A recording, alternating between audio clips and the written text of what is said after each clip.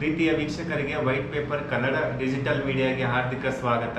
ನಾನು ನಿಮ್ಮ ವಿನಾಯಕ್ ಕುಲಕರ್ಣಿ. ವೀಕ್ಷಕರೇ, ಇವತ್ತು ನಾವು ಮಿಡಲ್ ಈಸ್ಟ್ ಕಂಟ್ರಿಯಲ್ಲಿ ನಡೀತಕ್ಕಂಥ ಯುದ್ಧದ ಸಂದರ್ಭದ ಬಗ್ಗೆ ವಿಚಾರ ಒಂದು ಚರ್ಚೆಗೆ ಪ್ರಸ್ತಾಪನೆ ಮಾಡ್ತಾ ಇದ್ದೇನೆ.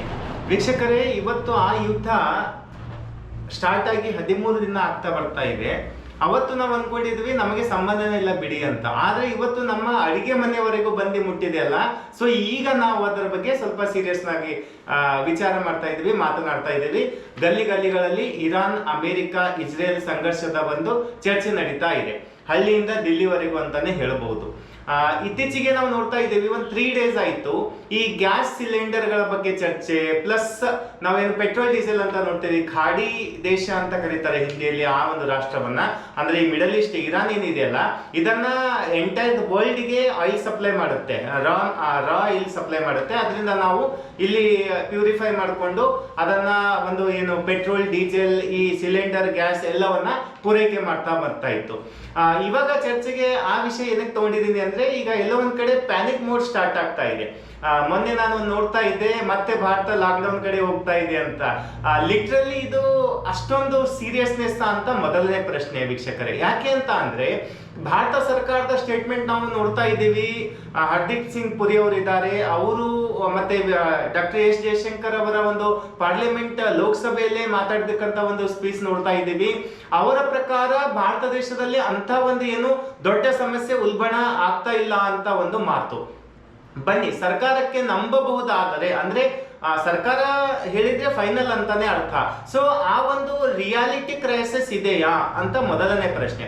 ಎರಡನೇ ಪ್ರಶ್ನೆ ಅಂತ ಬಂದಾಗ, ಎಲ್ಲೋ ಒಂದ್ ಕಡೆ ನಮ್ಮ ಮೀಡಿಯಾಗಳೇ ಇದನ್ನ ಪ್ಯಾನಿಕ್ ವಿಷಯಕ್ಕೆ ತಗೊಂಡು ಹೋಗ್ತಾ ಇದೆಯಾ ಅಂತ. ಯಾಕೆಂದ್ರೆ ಗ್ರೌಂಡ್ ಲೆವೆಲ್ ರಿಯಾಲಿಟಿ ತೋರಿಸ್ತಾ ಇದ್ದಾರೆ, ಹೋಟೆಲ್ಸ್ ಗಳ ಮಾಲೀಕರ ಜೊತೆ ಮಾತಾಡ್ತಾ ಇದ್ದಾರೆ, ಹೋಟೆಲ್ ಕ್ಲೋಸ್ ಅಂತ ಇದ್ದಾರೆ.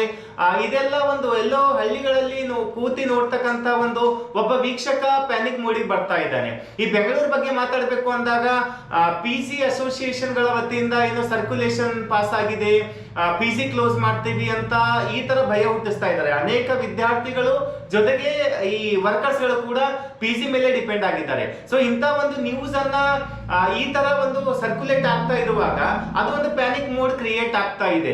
ಸೊ ಈಗ ನಾನು ಹೇಳೋ ಪ್ರಕಾರ ರಿಯಾಲಿಟಿ ಚೆಕ್ ಮಾಡ್ಕೊಳ್ಳೋಣ. ಅಂದ್ರೆ ವಾಸ್ತವಿಕತೆಯಲ್ಲಿ ಆ ತರದ್ದು ಸತ್ಯಾಂಶತೆ ಇದೆಯಾ? ಯಾಕೆಂದ್ರೆ ಭಾರತ ಸರ್ಕಾರದ ಪ್ರಕಾರ ಬರ್ತಕ್ಕಂತ 36 ದಿನಗಳ ಅಟ್ಲೀಸ್ಟ್ ನಮಗೆ ಸ್ಟಾಕ್ ಇದೆ ಅಂತ ಹೇಳ್ತಾ ಇದೆ. Which means they are hoping within 36 days ಎಲ್ಲವೂ ಕ್ಲಿಯರ್ ಆಗಿ ಬರುತ್ತೆ ಅಂತ. ಜೊತೆಗೆ ಇವತ್ತೇ ಬಾಂಬೆಗೆ ಒಂದು ಶಿಪ್ ಬಂದು ಮುಟ್ಟಿದೆ. ಅಂದ್ರೆ ವಾರ್ ಝೋನ್ ಇಂದ, ಆ ವಾರ್ ಝೋನ್ ಜಿಯೋಗ್ರಫಿಯಿಂದ ಶಿಪ್ ಮುಂಬೈಗೆ ಸೇಫ್ಟಿ ತಲುಪಿದೆ. ಅಂದ್ರೆ ಇರಾನ್ ಜೊತೆಗೆ ಭಾರತ ದೇಶದ ವಿದೇಶಾಂಗ ಮಂತ್ರಿಗಳ ಸಭೆಯ ನಂತರ ಅಲ್ಲೊಂದು ಡಿಸೈಡ್ ಆಗಿದೆ, ಶಿಪ್ ನಲ್ಲಿ ನಿಮ್ಮ ಫ್ಲಾಗ್ ಏನಾದ್ರೂ ಇದ್ರೆ, ಭಾರತದ ತ್ರಿವರ್ಣ ಧ್ವಜದಿಂದ ಶಿಪ್ ಬರ್ತಾ ಇದೆ ಅಂದ್ರೆ ಖಂಡಿತ ನಾವು ಅದನ್ನ ತಡೆ ಹಿಡಿಯಲ್ಲ, ಅದನ್ನ ಏನು ಡಿಫ್ಯೂಸ್ ಮಾಡಕ್ ಹೋಗಲ್ಲ ಅಂತ ಇರಾನ್ ದೇಶ ಅಫಿಷಿಯಲ್ ಆಗಿ ಹೇಳಿದೆ. That is a strategic win, ಒಂದು ರಾಜತಾಂತ್ರಿಕ ಗೆಲುವು ನಮ್ಮ ದೇಶದ್ದು ಅಂತ ನಾವು ಹೇಳಬಹುದು. ಅದರಲ್ಲಿ ಆ ಕ್ಲಾರಿಟಿ ಇದೆ. ಅಂದ್ರೆ ಪ್ರತಿದಿನ ಈ ತರದ್ದು ಮೂವ್ಮೆಂಟ್ ಆಗ್ತಾ ಇರುವಾಗ definitely there is no crisis word. ಈಗ ನಮ್ಗೆ ಏನ್ ಕಾಣಿಸ್ತಾ ಇದೆ ಅಲ್ಲ, ಇದೆಲ್ಲವೂ ಅದು ಮೋಸ್ಟ್ಲಿ ಅಷ್ಟೊಂದು ಆಗ್ಲಿಕ್ಕಿಲ್ಲ ಅಂತ ನಾನು ಅನ್ಕೋತೀನಿ. As per close observation towards the parliament session, healthy discussion ನಡೀತಾ ಇದೆ ಇದ್ರ ಮೇಲೆ.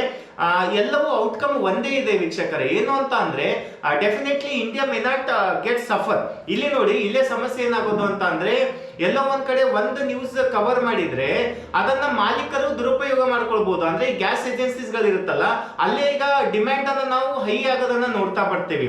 ಇನ್ ರಿಯಾಲಿಟಿ ಅದು ಇರಲ್ಲ. ಭಾರತ ಸರ್ಕಾರ ಅಫಿಷಿಯಲಿ ಆಗಿ ಹೇಳ್ತಾ ಇದೆ, 36 ದಿನದವರೆಗೆ ಸ್ಟೋರೇಜ್ ಇದೆ ನಮ್ಮ ಹತ್ರ, ತೊಂದರೆ ಇಲ್ಲ, ಭಯ ಪಡೆಯುವ ಅಗತ್ಯ ಇಲ್ಲ. ಜೊತೆಗೆ 36 days ಅಲ್ಲೇ ಎಲ್ಲ ಕ್ಲಿಯರ್ ಆಗುತ್ತೆ, ಮತ್ತೆ ಆಸ್ ಯೂಶುವಲ್ ಸೈಕಲ್ ಮುಂದೋಡುತ್ತೆ ಅಂತ ಒಂದು ಮಾತಿದೆ.